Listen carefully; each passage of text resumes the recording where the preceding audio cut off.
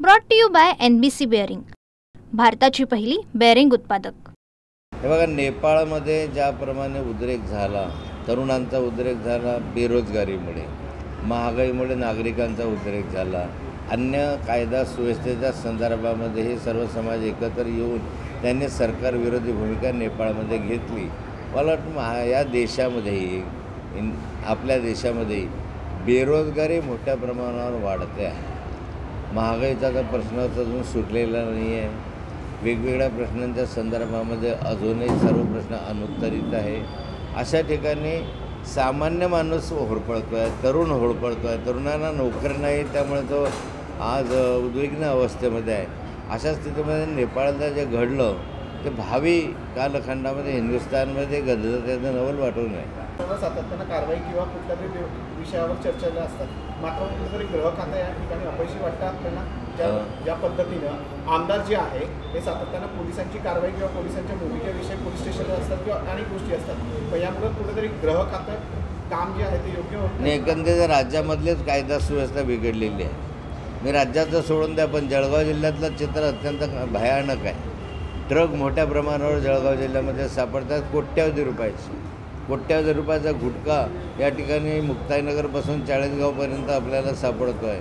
असा एक आठवडा गेला नाही की ज्याच्यामध्ये मर्डर झाला नाही। या जिल्ह्यामध्ये सातत्यानं मर्डर होत आहे, गोंधळ होतो आहे, आपसामध्ये भानगडी होत आहेत, कायद्याचं राज्य या जिल्ह्यामध्ये राहिलं नाही असं चित्र आहे। एकंदरीत कायदा सुव्यवस्था या जिल्ह्यामधली बिघडलेली आहे। समाजामध्ये कुठेतरी राज्यात वाद पेटला आहे। जरांगेंनी आज आक्रमक भूमिका घेतली। ते म्हणतात की भुजबळ सरकारसाठी धोक्याचे घंटा आहे, त्यांना जेलमध्ये पाठवलं पाहिजे किंवा हिमालयात पाठवलं पाहिजे। या ठिकाणी जरांगेंनी जे मत व्यक्त केलं तर त्यांचं व्यक्तिगत मत आहे। OBC समाजासाठी संघर्ष हे भुजबळ करत आहे आणि मराठा समाजाला OBCत आरक्षण मिळावं म्हणून जरांगे पाटील या ठिकाणी आपली भूमिका मांडत आहे। मला असं वाटतं की दोघांनाही अधिकार आहे या ठिकाणी आपापली भूमिका मांडण्याचा, त्यामुळे अशा स्वरूपाचं वक्तव्य करणं हे गैर आहे। राज ठाकरे आणि उद्धव ठाकरेंच्या युती संदर्भात आता राज्यात जोरदार चर्चा सुरू आहे, त्यांच्या बैठका सुद्धा होणार आहेत असं बोललं जात आहे की ते दोघं एकत्र येण्याची शक्यता आहे। राज आणि उद्धव ठाकरे दोघं एकत्र येण्याची शक्यता आहे, हे काही दिवसापासून चर्चा आहे। दोघांनी जर एकत्र येण्याची भूमिका घेतली तर मला वाटतं त्याचं स्वागत केलं पाहिजे आणि ते जर महाविकास आघाडीमध्ये येत असेल तर त्याचा वरिष्ठ पातळीवर निर्णय जो होईल त्याप्रमाणे आम्ही त्याचं स्वागत करू। आपलं वैयक्तिक मत काय?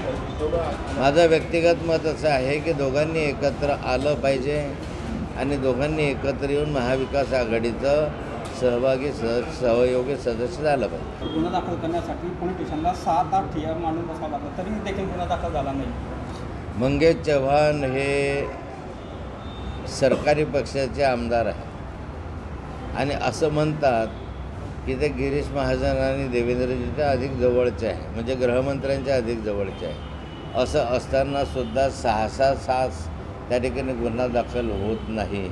याचा अर्थ आहे असा आहे की त्यांचा प्रभाव त्या ठिकाणी कमी आहे। पण एक गोष्ट लक्षात घेतली पाहिजे की 6 तास त्या ठिकाणी ती महिला थांबवूनसुद्धा गुन्हा दाखल होत नाही। नंतर ती महिला गुन्हा दाखल करायला नकार देते, ते नाही म्हणते।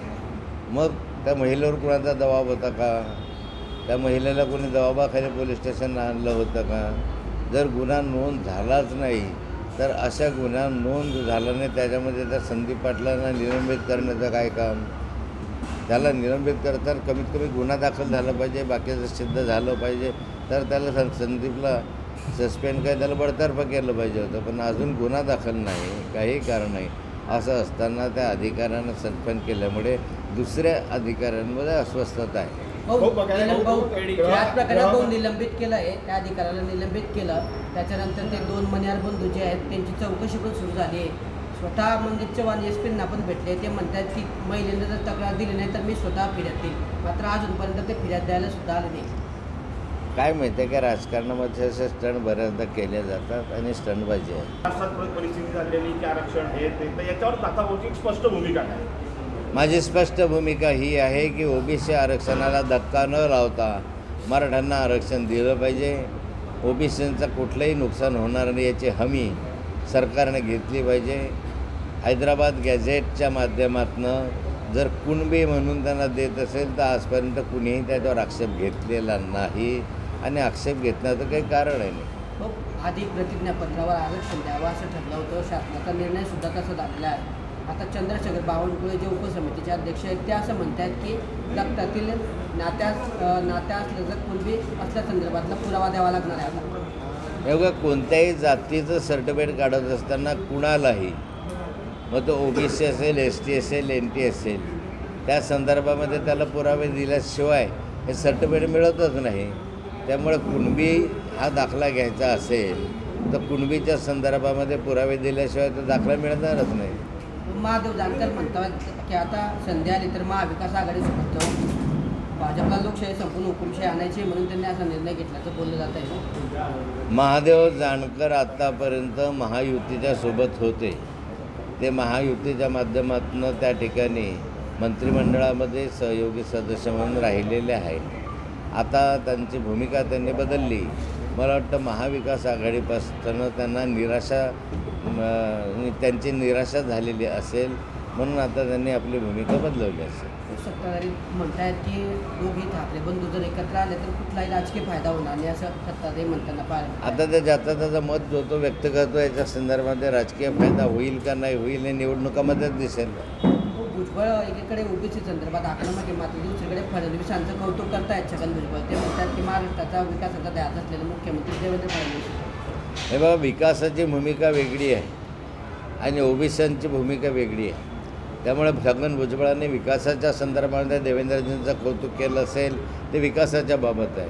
परंतु ओबीसींच्या संदर्भामध्ये किंवा ओबीसींच्या आरक्षणाला धक्का न लागता त्यावर जी भूमिका ते मांडता आहे, मला वाटतं की हे वेगवेगळ्या भूमिका आहे.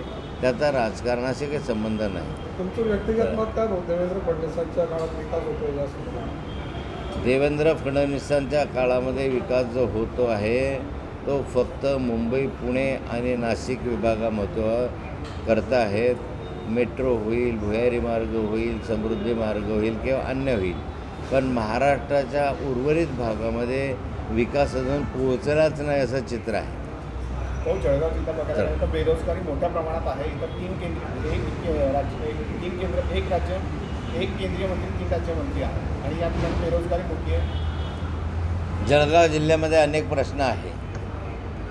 खेडीचा प्रश्न आहे, बेरोजगारीचा प्रश्न आहे, रस्त्यांचे प्रश्न अजून मार्गी लागलेले, अनेक ठिकाणी अतिवृष्टीनं नुकसान झालेलं आहे, त्याचे नुकसान भरपाई अजून मिळालेली नाही. जळगाव जिल्ह्यामध्ये खरं म्हणजे केंद्रीय मंत्र्यापासून तर राज्याच्या याच्यामध्ये 3 कॅबिनेट मंत्री आहे, केंद्रामध्ये राज्यमंत्री आहे. 4 मंत्री असताना या मंत्र्यांचा जळगाव जिल्ह्यामध्ये या प्रश्नाकडे दुर्लक्ष आहे. मला वाटतं की आता केळीवाला उत्पादक हाही आत्महत्या करायला लागेल अशी स्थिती याच्यामध्ये आहे. 4ही मंत्र्यांनी या ठिकाणी अधिक लक्ष द्यावं ही जनतेची अपेक्षा आहे, पण ते फोल ठरते आहे. Brought to you by NBC bearing, भारताची पहिली बेअरिंग उत्पादक.